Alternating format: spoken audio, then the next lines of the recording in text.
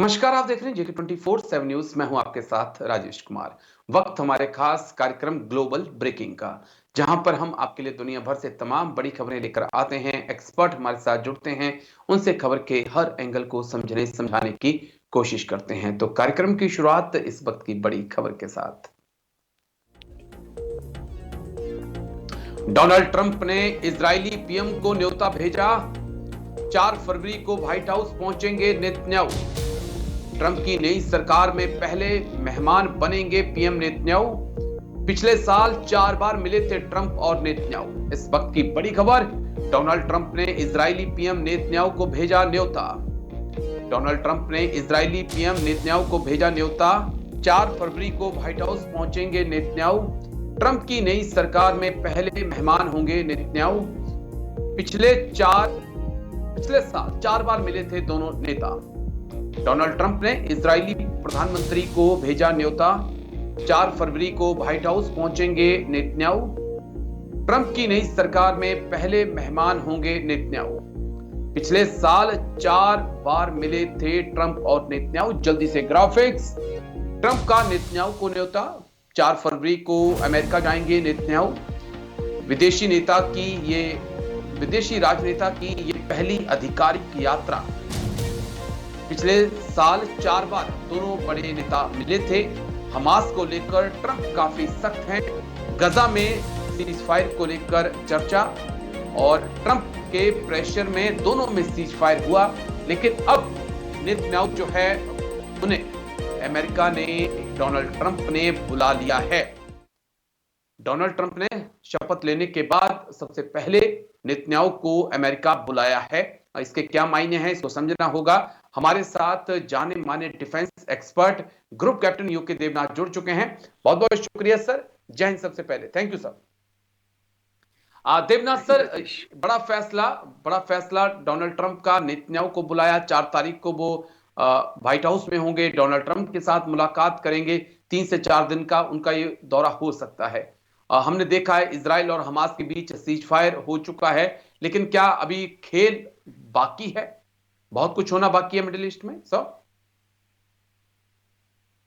राजेश, आपने सही कहा।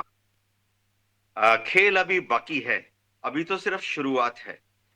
डोनाल्ड ट्रंप चाहते हैं कि नेतन्याहू को बुलाकर यह समझा दें कि किस तरह से इजराइल को इस मुश्किल घड़ी में हमास के साथ और शायद हिजबुल्लाह और हूती के साथ भी फूंक फूंक कर अगला कदम रखना है। डोनाल्ड ट्रंप जाहिर बात है नहीं चाहते हैं कि यह युद्ध फिर से छिड़ जाए, क्योंकि जी अमेरिका भी शायद इजराइल को फौजी सहायता देते देते अब थक गया है। अगर आप देखें, डोनाल्ड ट्रंप में दुनिया के सारे देशों को मदद देने के लिए एक 3 महीने की रोक लगा दी है। इसका बहुत बड़ा कारण ये है कि अमेरिका की जो फाइनेंस डिपार्टमेंट है वो दावा कर रही हैं कि अमेरिका के टैक्स पेयर्स का बहुत बड़ा हिस्सा पूरी दुनिया में खर्च हो रहा है, और अमेरिकन टैक्स पेयर्स शायद इतनी बड़ी तादाद में पूरी दुनिया में अलग अलग जगह पर और फ्री के पैसे नहीं भेज सकता। हाँ, अमेरिका ने, डोनाल्ड ट्रंप ने ये कहा है कि इजराइल को और ये इजिप्ट को। मदद फिलहाल चलती रहेगी। अ, जी बात यह है कि अ, इजराइल में इलेक्शन है इस साल, और डोनाल्ड ट्रंप को भी ये आइडिया हो गया कि जब इलेक्शन होंगे तो शायद नेतन्याहू इलेक्शन नहीं जीतेंगे। और डोनाल्ड ट्रंप को दूसरी इनपुट ये मिल गई है कि शायद लिकुड पार्टी भी इस बार पावर में नहीं आएगी। तो डोनाल्ड ट्रंप नेतन्याहू को यह समझाएंगे कि वह कोई ऐसा कदम ना ले जिससे बात बिगड़ जाए, यानी फिर से हमास के ऊपर या हिजबुल्लाह के ऊपर या हूती के ऊपर बम गिराने की नौबत आ जाए। जी राजेश। जी। लेकिन सिक्के का दूसरा पहलू जो मैं समझ पा रहा हूं कि क्या ऐसा संभव नहीं है कि ईरान को लेकर चर्चा हो, खामनेई को लेकर चर्चा हो सर?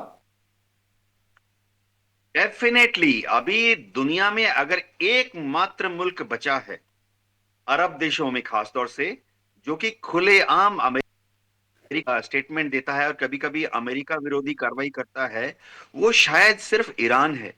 अमेरिका को इस वक्त दूसरे देशों से इतना खतरा नहीं है। अमेरिका तो शायद जी चीन से भी नहीं डर रहा, रूस से भी नहीं डर रहा, नॉर्थ कोरिया से भी नहीं डर रहा, लेकिन एक देश है जिसे अमेरिका को तुरंत, यानी डोनाल्ड ट्रंप को तुरंत एंगेज करना पड़ेगा, वो है ईरान। और वह ईरान को एक मौका दे रहे हैं इस वक्त डोनाल्ड ट्रंप कि ईरान सांस ले, थोड़ा समझ जाए, थोड़ा मुस्कुराए, और फिर अमेरिका से, इजराइल से मुस्कुराकर बात करे। इसी के तहत वो नेतन्याहू को समझाएंगे कि फिलहाल नेतन्याहू कोई ऐसा कदम ना ले जिससे कि इजराइल भड़क जाए, जिससे कि ईरान भड़क जाए। देखिए, इजराइल की दुश्मनी किसके साथ है, ये समझना पड़ेगा। इजराइल की जी। दुश्मनी कभी भी ईरान के साथ इसलिए नहीं रही कि जमीन की लड़ाई है। बस इजराइल को लगता है कि ईरान एक न्यूक्लियर हथियार बना रहा है और वो शायद एक रॉकेट में एक दिन इजराइल को भेज देगा। इतनी सी बात है। तो डोनाल्ड ट्रंप ठीक है अगर सर। ईरान को कन्विंस कर ले कि न्यूक्लियर हथियार मत बनाओ, और ईरान इसके लिए मान जाए, तो फिर ईरान और इजराइल के बीच में टेंशन की कोई वजह ही नहीं है। दोनों देशों में कोई चलिए, जमीनी विवाद नहीं है। देखना दोनों होगा देशों डोनाल्ड में ट्रंप क्या फैसला लेते हैं, क्योंकि डोनाल्ड ट्रंप के तेवर इस बार थोड़े से हटकर और सख्त नजर आ रहे हैं। लौटता हूं सर, मैं आपके पास एक और बड़ी खबर आ रही है, उसके बाद मैं आपके पास आता हूं। इस वक्त की एक और बड़ी खबर आपको दिखाएंगे, उसके बाद देवनाथ सर के पास हम चलेंगे। बड़ी खबर इस वक्त की आपको दिखा दें, रूस यूक्रेन के बीच खतरनाक हुई जंग। यूक्रेन ने रूस पर फिर किया ड्रोन अटैक। यूक्रेन ने न्यूक्लियर प्लांट को बनाया निशाना, रूस का बड़ा आरोप। यूक्रेन बोला रूसी हमले में 4 लोग घायल। इस वक्त की बड़ी खबर आपको बता दें, रूस यूक्रेन के बीच खतरनाक हुई जंग। यूक्रेन ने रूस पर फिर किया ड्रोन अटैक। यूक्रेन ने न्यूक्लियर प्लांट को बनाया निशाना।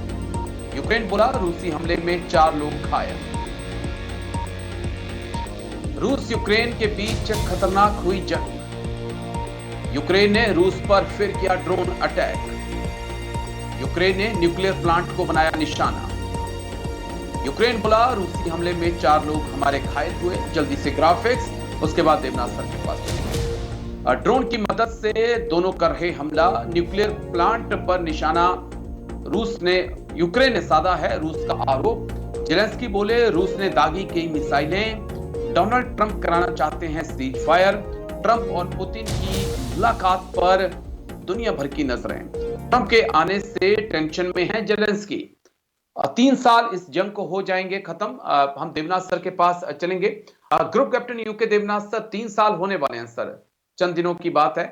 लेकिन किस प्रकार से इस जंग को देखते हैं? एक तरफ तो युद्ध लगातार जारी है, दूसरी तरफ डोनाल्ड ट्रंप चाहते हैं कि वो पुतिन से बात करें और वो इस युद्ध को खत्म कराएं, लेकिन जेलेंस्की की टेंशन बढ़ चुकी है सब। राजेश, जेलेंस्की अब इस युद्ध में 3 साल से लड़ रहे हैं, और उनको अमेरिका से काफी इनपुट मिल चुके हैं। डोनाल्ड ट्रंप के जो एडवाइजर्स हैं, सलाहकार हैं, उन्होंने पर्दे के पीछे जेलेंस्की को ये बता दिया है कि जेलेंस्की हमेशा के लिए इस लड़ाई को नहीं लड़ सकते। दूसरी चीज, पेंटागन का आकलन है कि जेलेंस्की कोई भी हथियार रूस पर यूज कर लें, रूस इस युद्ध को हारेगा नहीं। डेफिनेशन ऐसी है कि रूस ने 20% यूक्रेन के क्षेत्रफल पर कब्जा किया हुआ है। ईस्टर्न जो यूक्रेन है, उसके जो 4 बड़े बड़े हिस्से हैं, जेपोरोजिया, खेरसोन, दोनांस्क, लुहांस्क, इन सब पर रूस का कब्जा है। और पेंटागन का आकलन है कि कितने भी हथियार यूक्रेन को दे दे जेलेंस्की, कितनी भी लड़ाई ले लें, इन 4 प्रोविंस में रूस की फौजों को 1 किलोमीटर पीछे हटाना भी असंभव है। ऐसी हालत में डोनाल्ड ट्रंप जो हैं वो डेफिनेटली जेलेंस्की को समझा देंगे कि अब ये बातचीत का समय आ गया है। जेलेंस्की को भी ये अंदेशा है कि डोनाल्ड ट्रंप के पास एक अभेद्य हथियार है जिससे वो यूक्रेन के ऊपर और जेलेंस्की के ऊपर दबाव डाल सकते हैं। वो है हथियारों की सप्लाई।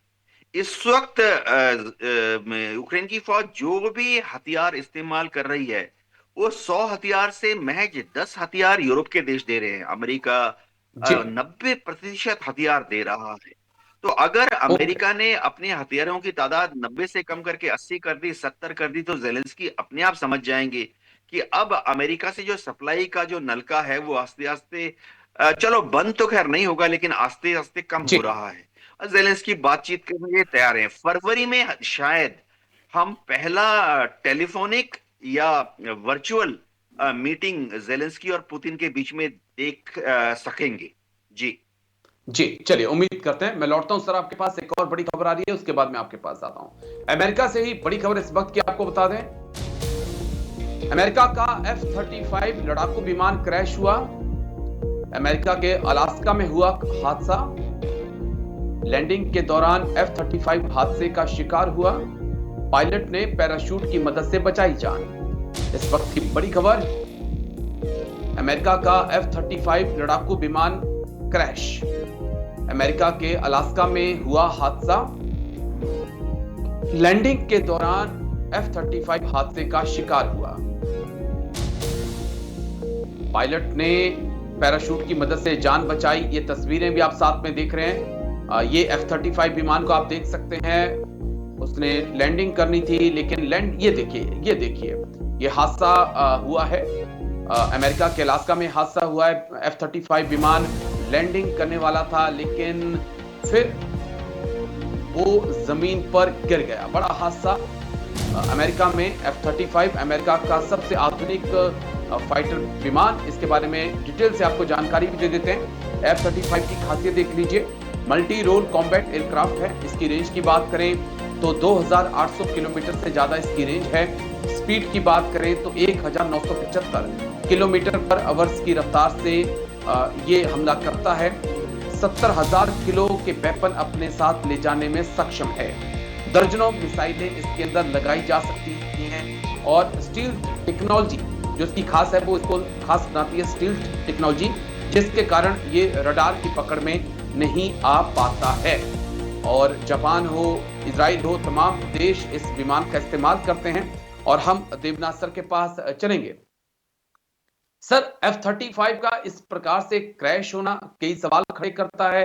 उस वक्त जिस वक्त भारत में भी चर्चाएं बहुत तेज हैं कि F-35 भारत को खरीदना चाहिए। सर राजेश, F-35 बहुत ही कामयाब फाइटर विमान है। दुनिया के कई देशों को अमेरिका ने एक्सपोर्ट किया है और दुनिया के कई देश अब अमेरिका से F-35 लेना चाहते हैं और उनको मिल नहीं रहा है। अमेरिका का ये जो विमान है, ये 5th जनरेशन का स्टेल्थ फाइटर विमान है। जैसे कि हम वीडियो में देख रहे हैं, अमेरिका का जो उनका जो पेंटागन का स्पोक्स पर्सन है, जी, उसने ये जानकारी दी है कि पायलट ने एक टेक्निकल मेलफंक्शन इमरजेंसी की डिक्लेरेशन बहुत पहले ही कर दी थी और उसको ग्राउंड से ये निर्देश दिया गया था कि अगर हो सके वो अपने जहाज को कंट्रोल कर ले। लेकिन पायलट की बेहतरीन एक्शंस के बावजूद जहाज कंट्रोल में नहीं आया और आउट ऑफ कंट्रोल रहा। तो लास्ट मोमेंट में जब पायलट ने जज किया कि अगर वो जहाज के अंदर ही रहेगा तो उसकी भी समाधि बन जाएगी जहाज के साथ, जमीन के अंदर 100 फुट गहरा गड्ढा ओके, बन जाएगा पायलट समेत। तो पायलट ने इजेक्ट कर दिया। जाहिर बात है कि मेरे ख्याल से पायलट ने बहुत समय रहते ये अच्छा कदम लिया।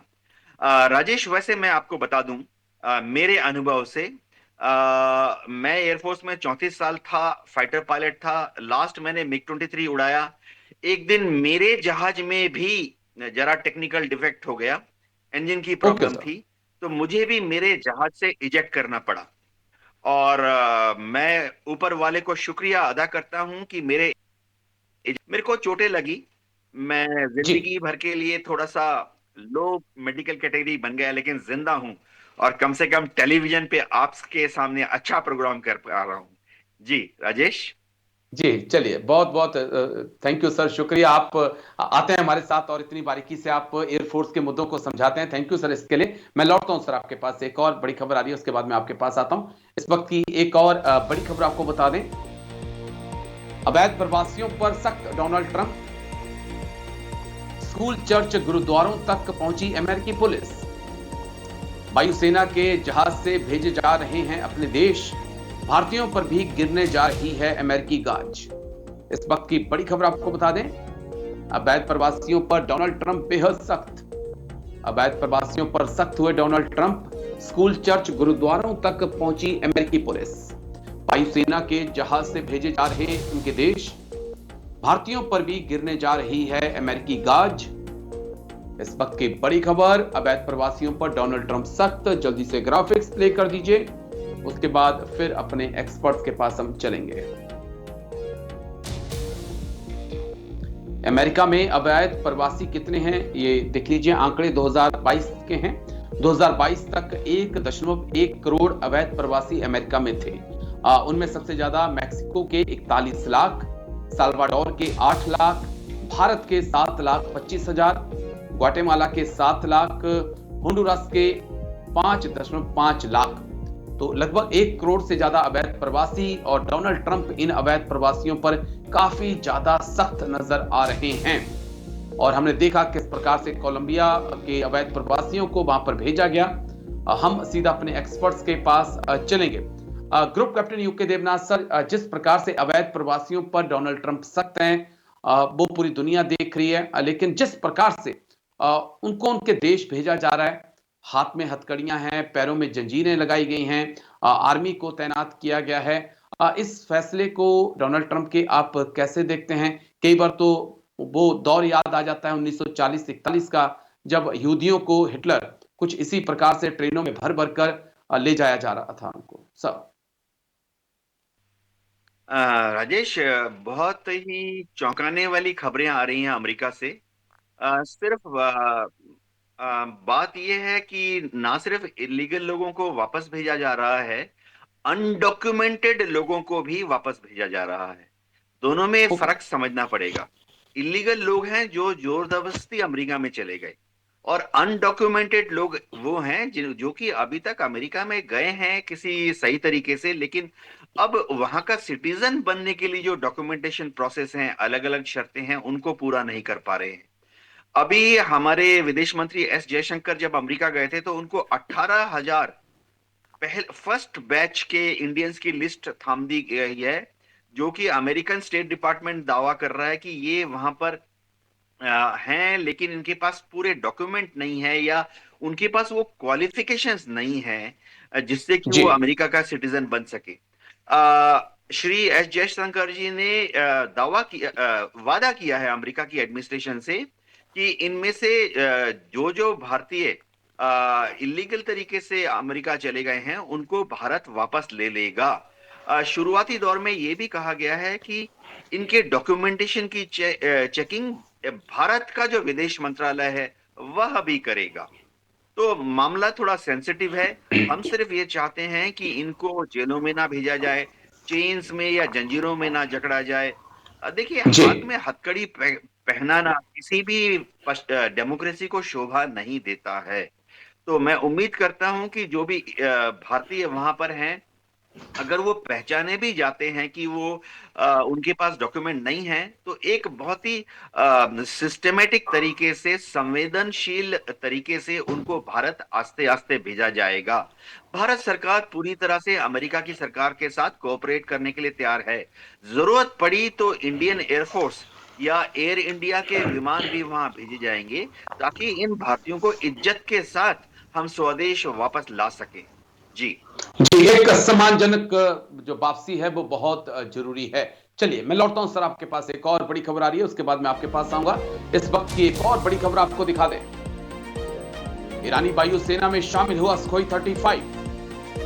इजराइल तक हमले में सक्षम हुआ ईरान। सुखोई 35 आने से इजराइल की टेंशन बढ़ी। इजराइल और ईरान के बीच चल रही है टेंशन। ईरानी वायुसेना में शामिल हुआ सुखोई 35। इजराइल तक हमले में सक्षम हुआ ईरान। सुखोई 35 आने से इजराइल की टेंशन बढ़ी। ईरानी वायुसेना में शामिल हुआ सुखोई 35। इजराइल तक हमले में सक्षम हुआ ईरान। सुखोई 35 आने से इजराइल की बढ़ी टेंशन। इजराइल और ईरान के बीच चल रही है टेंशन। जल्दी से एक बार ग्राफिक्स, कितना ताकतवर है S-35, सुखोई 35। Su-27 का अपग्रेडेड वर्जन है। सिंगल सीट ट्विन इंजन वाला विमान है। 4.5 जनरेशन का फाइटर जेट है। रेंज की बात करें तो 3600 किलोमीटर रेंज है, यानी कि हमला कर सकता है। लौट के आएगा कि नहीं ये तो देवनाथ सर बता पाएंगे। रफ्तार 2400 किलोमीटर पर आवर्स Su-35 की। हम देवनाथ सर के पास चलेंगे। देवनाथ सर, इजराइल और ईरान के बीच सबसे बड़ी अगर जब बातचीत होती थी बराबरी की, तो एक जो बड़ा कमजोर पहलू था ईरान का वो उसकी एयरफोर्स थी। नौसेना, वायुसेना उसके पास, नौसेना थल सेना अच्छी है, लेकिन वायुसेना को लेकर हमेशा सवाल उठते थे। क्या ये जो Su-35 की अब फ्लीट धीरे धीरे इसमें शामिल की जा रही है ईरान की एयरफोर्स में, क्या आने वाले वक्त में इजराइल को एक बड़ी चुनौती मिल सकती है सर? राजेश, ईरान की एयरफोर्स बहुत छोटी है। गौरतलब बात है कि 1979 में जब ईरानियन रेवोल्यूशन हुआ था और शाह ऑफ ईरान को वहां से अपदस्थ करके भगा दिया गया था, वहां पर नई जब सरकार आई आयतुल्लाह खमैनी की, तो उन्होंने अमेरिकन एम्बेसी को भी बंद कर दिया था। उसके पहले जो उनके पास फाइटर विमान थे, F4 थे, F14 जी। थे, वो उसी से काम चला रहे हैं। बहुत पुराने जहाज हैं। आज से 2 दशक पहले रूस ने कुछ पुराने मिग 29 ईरानियन एयरफोर्स को दे दिए थे, लेकिन वो भी मिग 29 का पहला संस्करण है, बहुत ही ऑब्सोलीट मॉडल है। तो अभी अगर उनको सुखोई 35 दिए हैं, इससे ईरानियन एयरफोर्स की ऑपरेशनल कैपेबिलिटीज में तो इजाफा होगा। लेकिन जो इंटेलिजेंस है वो बता रही है कि फिलहाल सिर्फ 18 सुखोई 35 ईरानियन एयरफोर्स को ज्वाइन कर रहे हैं। इनके जो पायलट्स हैं ये रूस में गए थे, वहां से बेसिक ट्रेनिंग लेकर वापस आए हैं। तो बेसिक ट्रेनिंग लेने के बाद operational training, day time operation होने में करीबन 6 महीने का समय लग जाता है, और नाइट टाइम ऑपरेशन होने में, ऑपरेशनलाइज होने में करीबन 1 साल का समय लग जाता है। और एयरफोर्स में हम टर्मिनोलॉजी यूज करते हैं फुल्ली ऑपरेशनल। तो इन जहाजों ओके। में जो पायलट हैं और खासतौर से जो इंजीनियर्स हैं, उनको फुल्ली ऑपरेशन होने में अभी भी करीबन 1 साल का समय लगेगा। इससे शायद ईरानियन एयरफोर्स सिर्फ इनका इस्तेमाल करेगी for air defence of Israel. Okay. इनका इस्तेमाल करके क्या वो इसराइल तक हमला करेंगे? शायद नहीं, क्योंकि इसराइल 2000 किलोमीटर दूर है और बिना एयर टू एयर रिफ्यूलिंग के ये जहाज इसराइल तक जाकर बम गिरा के वापस ईरान नहीं आ सकता। और मेरे ख्याल से air to air refuelling Israel, Iran की एयरफोर्स के पास है भी नहीं। और अगर ये जी। 2000 किलोमीटर जाएंगे तो वापसी में तो डेफिनेटली इसराइल की एयरफोर्स इनको धर दबोचेगी। जी। जी, चलिए मैं लौटता हूं सर। एक और बड़ी खबर आ रही है, उसके बाद मैं आपके पास आता हूं। चीन से बड़ी खबर आ रही है इस वक्त की। चीन के न्यूक्लियर प्रोग्राम को लेकर दुनिया में खलबली। चीन के परमाणु कार्यक्रम ने बढ़ाई टेंशन। परमाणु हथियारों के नए डिजाइन पर काम कर रहा चीन। न्यूक्लियर फ्यूजन रिएक्टर ने बढ़ाई टेंशन। 2030 तक 1000 परमाणु हथियार बनाना चाहता है चीन। इस वक्त की बड़ी खबर, चीन के परमाणु कार्यक्रम ने बढ़ाई दुनिया की टेंशन। परमाणु हथियारों के नए डिजाइन पर काम कर रहा चीन। चीन के परमाणु कार्यक्रम ने बढ़ाई टेंशन। परमाणु हथियारों के नए डिजाइन बना रहा है चीन। न्यूक्लियर फ्यूजन रिएक्टर ने बढ़ाई टेंशन। 2030 तक 1000 परमाणु बम बनाना चाहता है चीन। हम एक्सपर्ट्स के पास चलेंगे। Group captain UK Devnath sir, किस प्रकार से चीन के न्यूक्लियर प्रोग्राम को आज हम देखें, जिस रफ्तार से चीन न्यूक्लियर वेपन में इजाफा कर रहा है और सीधा टारगेट रखा है कि 2030 तक तो 1000 से ज्यादा परमाणु बम उसको बनाने ही बनाने हैं। क्या इस वक्त चीन के दिमाग में है सर? राजेश, चीन जो है वो 2049 यानी कम्युनिस्ट पार्टी ऑफ चाइना के शासन के 100 साल के अंदर दुनिया का नंबर 1 ताकत बनना चाहता है। चीन को मालूम है कि इस वक्त वो दुनिया में नंबर 2 ताकत है। जी। रूस, फ्रांस, इंग्लैंड थोड़ा पीछे रह गए। लेकिन अभी भी अगर आप देखें तो रूस के पास करीबन 5,500 न्यूक्लियर हथियार हैं। अमेरिका के बिल्कुल पास सर। 5,000 से ज्यादा न्यूक्लियर हथियार हैं। ऐसे में चीन अपने पास जो न्यूक्लियर हथियार हैं उसके जखीरे को बढ़ाकर जब 1,000 करने की कोशिश करता है, तो ये बहुत बड़ी छलांग है। दो चीजें हैं, महज न्यूक्लियर हथियार बनाना काफी नहीं है, उनकी डिलीवरी सिस्टम को भी देखना पड़ेगा। अगर चीन आज एक न्यूक्लियर हथियार बनाता है, तो क्या वो उन न्यूक्लियर हथियारों को अमेरिका तक पहुंचा सकता है? चीन जी। बार-बार दावा करता है कि उसने इंटरकॉन्टिनेंटल बैलिस्टिक मिसाइल ऐसे बना लिए हैं, जो कि चीन से दागने पर अमेरिका तक पहुंच सकते हैं। तो इनकी जो मैचिंग है वो भी बहुत इंपॉर्टेंट है।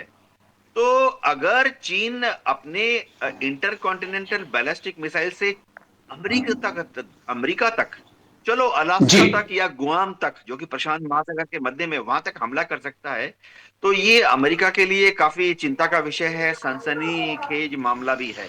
लेकिन अमेरिकन एडमिनिस्ट्रेशन फिलहाल कोई बयानबाजी से बच रही है। जी। जी, और अमेरिका का एयर डिफेंस सिस्टम काफी मजबूत है, ऐसा माना जाता है कि वो रोकने में सक्षम होगा। लेकिन बहुत बहुत शुक्रिया group captain UK Devnath sir आपका आने के लिए, तमाम इतनी बारीकी से बात रखने के लिए। तो डिफेंस स्पेशल में आज मेरे साथ इतना ही, कल फिर होगी मुलाकात, दीजिए इजाजत, नमस्कार।